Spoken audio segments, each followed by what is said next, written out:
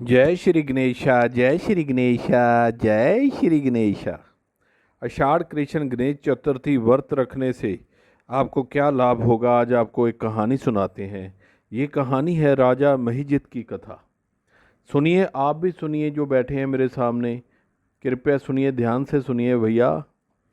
पार्वती जी ने पूछा कि हे वत्स, आषाढ़ कृष्ण चतुर्थी बहुत ही शुभदायिनी कही गई है, आप उसका विधान बतलाइए। इस मास के गणेश जी का क्या नाम है और उनकी पूजा किस प्रकार करनी चाहिए। गणेश जी ने उत्तर दिया कि हे माता, पूर्व काल में इसी प्रश्न को युधिष्ठिर ने पूछा था और उन्हें भगवान कृष्ण ने जो उत्तर दिया था मैं उसको बतला रहा हूँ, आप सुनिए। श्री कृष्ण ने कहा, हे राजन, गणेश जी की प्रीति कारक विद्यानाशक पुराण इतिहास में वर्णित कथा को कह रहा हूँ, आप सुनिए। हे कुंती पुत्र, आषाढ़ कृष्ण चतुर्थी के गणेश जी का नाम लंबोदर है। उनका पूजन पूर्व वर्णित विधि से करें। हे महाराज, द्वापर युग में महमती नगरी का महिजित नामक राजा था। वह बड़ा ही पुण्यशाली और प्रतापी राजा था। वह अपनी प्रजा का पालन पुत्रवत करता था, किंतु संतान विहीन होने के कारण से राजमहल का वैभव अच्छा नहीं लगता था। वेदों में निसंतान का जीवन व्यर्थ माना गया है।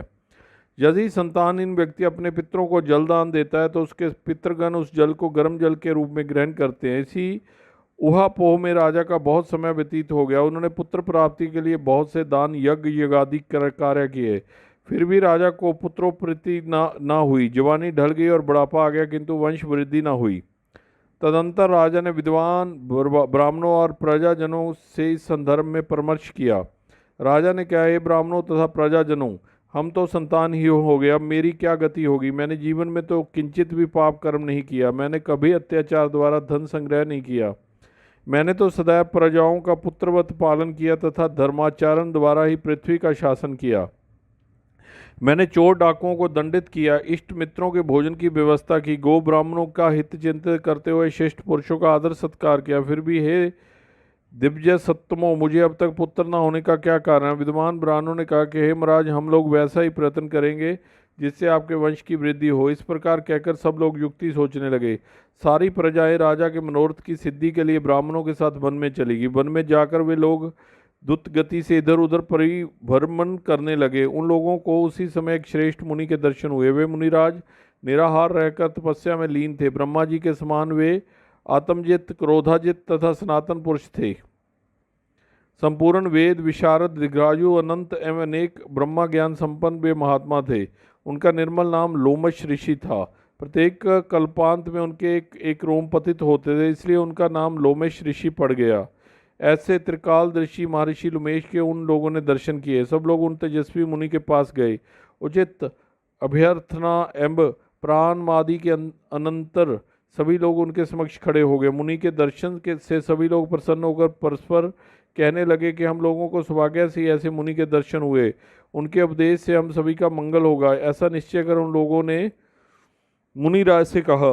जनता कहने लगी, हे ब्रह्म ऋषि, हम लोगों के दुख का कारण सुनिए। अपने संदेह के निवारणार्थ हम लोग आपके शरणगत हुए हैं। हे भगवान, आपको उपाय बतलाइए। हे स्वामी, आप जैसे महात्मा को पाकर हम लोग किसी अन्य व्यक्ति से क्या कहें। आप ब्राह्मण एवं ऋषियों में श्रेष्ठ हैं, आपसे बढ़कर कोई दूसरा पुरुष नहीं दिख रहा है। महर्षि लोमेश ने पूछा, सज्जनों, आप लोग यहाँ किस अभिप्राय से आए हैं। मुझसे आपका क्या प्रयोजन है, स्पष्ट रूप से कहिए।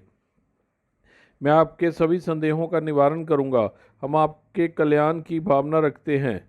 तपस्वियों की तपस्या केवल केवल परोपकार के लिए होती है। प्रजाजनों ने उत्तर दिया, हे द्विज श्रेष्ठ, हम लोग जिस महान कार्य की सिद्धि के लिए यहाँ आए हैं उसे सुनिए। हम महेशमती नगरी के निवासी, हमारे राजा का नाम महिजित है। वह राजा ब्राह्मणों का रक्षक, धर्मात्मा, दानवीर, शूरवीर एवं मधुरभाषी है। उस राजा ने हम लोगों का पालन पोषण किया है, परंतु ऐसे राजा को आज तक संतान की प्राप्ति नहीं हुई है।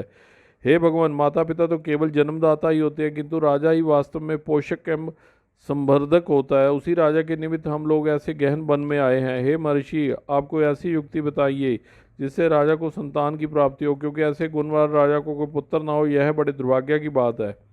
हम लोग परस्पर विचार विमर्श करके इस गंभीर मन में आए हैं। उनके सौभाग्य से ही यहाँ हम लोगों ने आपका दर्शन लाभ लिया। हे मुनिवर, किस व्रत, दान, पूजन आदि कर्म का अनुष्ठान कराने से राजा को पुत्र होगा, आप कृपा करके हम सभी को बतलावें। प्रजाओं की बात सुनकर महर्षि ध्यान मग्न हो राजा के उपकार के लिए कहने लगे। महर्षि लोमेश ने कहा, ब्राह्मणों, आप लोग ध्यानपूर्वक सुनो।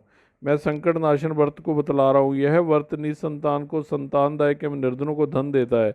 आषाढ़ कृष्ण चतुर्थी को एकदंत गजानन नामक गणेश की पूजा करें। पूर्वोक्त विधि से राजा व्रत करके श्रद्धा युक्त हो ब्राह्मण भोजन करावे और उन्हें वस्त्र दान करें। गणेश जी की कृपा से उन्हें अवश्य ही पुत्रोपलब्धि होगी। महर्षि उमेश की यह बात सुनकर सभी लोग करबद्ध होकर उठ खड़े हुए। नतमस्तक होकर दंडवत प्रणाम करके सभी लोग नगर में लौट गए। वन में घटी सभी घटनाओं को प्रजाजनों ने राजा से बताया। पुरजनों की बात सुनकर समानकारी विमल बुद्धिधारी राजा बहुत ही प्रसन्न हुए और उन्होंने श्रद्धा भक्ति से विधविध गणेश चतुर्थी का व्रत करके ब्राह्मण को भोजन वस्त्र आदि का दान दिया।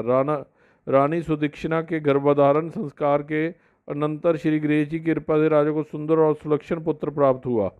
राजा ने संपूर्ण नगरवासियों को संतुष्ट करके पत्रोत्सव बनाया। राजा मजीद ने ब्राह्मण को धन देकर तृप्त किया। श्री कृष्ण जी कहते हैं कि हे राजन, इस व्रत को का ऐसा प्रभाव है, जो व्यक्ति इस व्रत को श्रद्धा निम्ब होकर करेंगे वे समस्त संसारिक सुख के अधिकारी होंगे। श्री कृष्ण जी ने कहा, हे महाराज, आप भी इस व्रत को विधि पूर्वक कीजिए। श्री गणेश जी की कृपा से आपकी सभी मनोकामनाएं पूरी होगी, आपकी संपूर्ण शत्रुओं का विनाश होगा और आप अचल राज्य के अधिकारी बनेंगे।